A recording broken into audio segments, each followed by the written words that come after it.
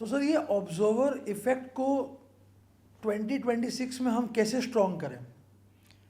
ये बहुत बढ़िया सवाल है। और 2026 में मैं लोगों को यही कह रहा हूँ कि मैंने एक बीड़ा भी उठाया है जहाँ मैं एक क्वांटम शिफ्ट नाम का एक कॉन्सेप्ट दे रहा हूँ लोगों को। जी। और मैं चाहता हूँ कि मैं अपने देश के लोगों को क्वांटमली एजुकेटेड करूँ। जी। ठीक है ना। लेकिन मैं यहाँ पर 3 चीज़ें आपको करनी होंगी अगर आप अपने ऑब्जर्वर इफेक्ट को बढ़िया करना चाहते हैं। और ये कंप्लीट फॉर्मूला मैं दे रहा हूँ। जी। इसे आप लॉ ऑफ अट्रैक्शन भी कह सकते हैं, क्वांटम अट्रैक्शन भी कह सकते हैं, क्वांटम मैनिफेस्टेशन भी कह सकते हैं, या क्वांटम ऑब्जर्वर इफेक्ट भी कह सकते हैं। जीवन में याद रखिएगा, आप जीवन में तभी आगे बढ़ सकते हैं जब आप पीछे से कोई आपको ना खींच रहा हो। आप ये समझने की कोशिश करिए कि पहले हम आदमी पर ले लेते हैं। जी। हमारा एक शरीर है। शरीर का मतलब है हमारी एक बॉडी है, बॉडी के अंदर ब्रेन है। ठीक है ना। ब्रेन के अंदर एक माइंड है जो प्रोसेस चल रही है। तो ब्रेन तो हमारा फिजिकल पार्ट है। ठीक है ना। ये जो फिजिकल पार्ट है जिसको बॉडी और ब्रेन कहते हैं, माइंड नहीं कह रहे हैं, बॉडी एंड ब्रेन कह रहे हैं, इसके अंदर बहुत सारे ऑर्गन्स हैं जी। लीवर, हार्ट, किडनी, आंतें, ये सब हैं, मसल्स। ये जो ऑर्गन्स बने हुए हैं ये टिश्यू के बने हुए हैं। टिश्यू जो बना हुआ है वो सेल का बना हुआ है। सेल जो बनी हुई है वो मॉलिक्यूल की बनी हुई है। मॉलिक्यूल बना हुआ है जो एटम का बना हुआ है। और एटम जो बना हुआ है उसके अंदर एनर्जी है। इसे हम कॉन्शियसनेस कहते हैं। लेकिन ये जो कॉन्शियसनेस है ये प्योर है। ये वही एनर्जी है जो आप इस यूनिवर्स में मिल रहे हैं। क्लियर है। लेकिन जो हमारे ब्रेन का जब क्रिया शुरू हो जाती है जिसको हम माइंड कहते हैं, इस माइंड ने बहुत सारे फियर उठा रखे हैं, बहुत सारे पेनफुल मेमोरी यहाँ पर रखी हुई हैं, बहुत सारे ट्रॉमा रखे हुए हैं, बहुत सारे लालच रखे हुए हैं, बहुत सारे गेम खेल रहे हैं हम लोगों के साथ, अपने लिए खेल रहे हैं। बहुत सारे यहाँ पर ब्रेकअप पड़े हैं, बहुत सारे यहाँ चीटिंग पड़ी है, बहुत सारे यहाँ डिसीविंग पड़ी है, बहुत सारी यहाँ ईर्ष्या पड़ी है, बहुत सारी यहाँ हर्ट पड़ी है।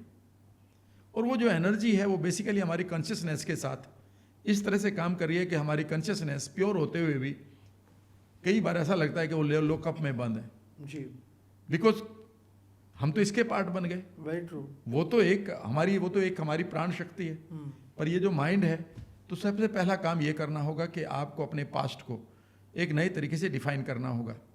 आपके पास अगर आप 2026 में बढ़िया तरीके से जाना चाहते तो पहला रूल है कि भूले मन समझ के लाद लदनिया, थोड़ा लाद अधिक मत लादे, टूट जाए गर्दनिया। कबीरदास का एक भजन है कि मन से अपने बोझ को तो हटा लो पहले।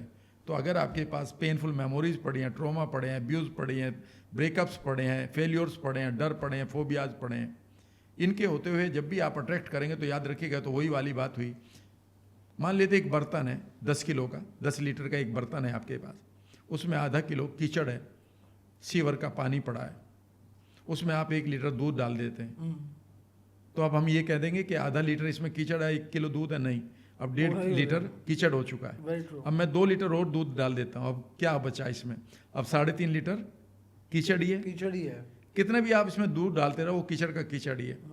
मैनिफेस्टेशन करते हुए हम लोग पहली गलती जो करते हैं, बेसिकली कई बार ट्रेनर्स भी इस चीज़ को नहीं बता पाते या भूल जाते होंगे शायद, वो ये है कि आप जिस आदमी को लॉ ऑफ अट्रैक्शन के लिए तैयार कर रहे हैं वह बर्तन अभी पुराने कीचड़ से खाली हो चुका है या अभी भरा हुआ है। अगर वो कीचड़ अभी भी भरा हुआ है तो जितना आप उसमें जो भी डालेंगे वो कीचड़ में ही कन्वर्ट होगा। पहले उसकी सफाई करनी जरूरी है। NLP की टेक्निक इसीलिए पॉपुलर हो रही है।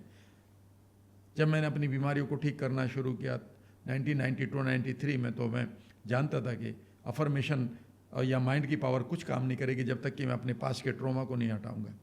तो पहली चीज़ है कि उन्हें पास्ट के ट्रॉमा को हटा लेना चाहिए। ये पहला क्वांटम जंप है आपका कि आप अपने पास्ट के उन घोस्ट से बाहर आए जो भूत की तरह चढ़े हुए हैं। इसीलिए इसको भूतकाल कहा जाता है हिंदी में। काल का भूत जो है नहीं पर समय का भूत है, तो ये आपके साथ चल रहा है। इसीलिए कई बार आप जब लोगों से बात करते हैं, यार ये करेंगे वो करेंगे, पता है लोग क्या कहते हैं? तो मैं नहीं पता मेरे साथ क्या क्या हुआ। वो अपने पास्ट में घिरे हुए हैं। कल जो मेरा नाम था वही मेरा नाम आज है, कल की पहचान में लिए घूम रहा हूँ, कल के डर मेरे पास आ जाए, कल की सोच मेरे पास आ जाए, तो फिर मैं कहाँ क्वांटम जंप मार लूँगा? ये तो मैं तो उसी ऑर्बिट में हूँ जो मैं 20 साल पहले था। तो पहली चीज़, लोग इसलिए नहीं ठीक होते, इसलिए नहीं अमीर होते, इसलिए वो सेहतमंद नहीं होते, इसलिए वो कैंसर जैसी बीमारी से बाहर नहीं आते, बिकॉज वो वही रहकर इधर पहुंचना चाहते हैं। अगर मैं जबलपुर में खड़ा हूं तो मैं आई मीन आपको जमशेदपुर में नहीं दिखाई दे सकता। अगर मुझे किसी ने उज्जैन में बांध रखा तो मैं देहरादून में नहीं हूँ, हाँ, वो पास्ट छोड़ के यहाँ आना पड़ेगा खुद। यहाँ आना पड़ेगा। पर वो कहता है कि मैं वही हूँ। तो जब आप वही पहचान लिए घूम रहे, वही आपके डर हैं, वही आपके बिलीफ हैं, तो आप अभी प्रेजेंट को कहाँ जी रहे हैं, वर्तमान को जी कहाँ रहे हैं, आप तो पास्ट को ही तो जी रहे हैं। जी।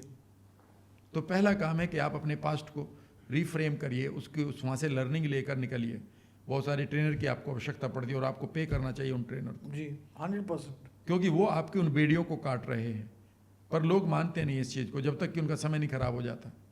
वे अपने उन्हीं पुराने बिलीफ को लिए घूमते जो उनको मिले हैं। आपका एक भी बिलीफ आपका नहीं है, सही बात तो ये है। जी। सारे बिलीफ पास्ट में आपकी टीचर ने दिए हैं। यूनिवर्सल बिलीफ को छोड़ दीजिए, जितने भी बिलीफ आपके पास है, कैंसर ठीक नहीं होता, ये तो मेडिकल साइंस ने दे दिया। ऐसे बहुत सारे लोग हैं जिन्होंने ठीक कर लिया।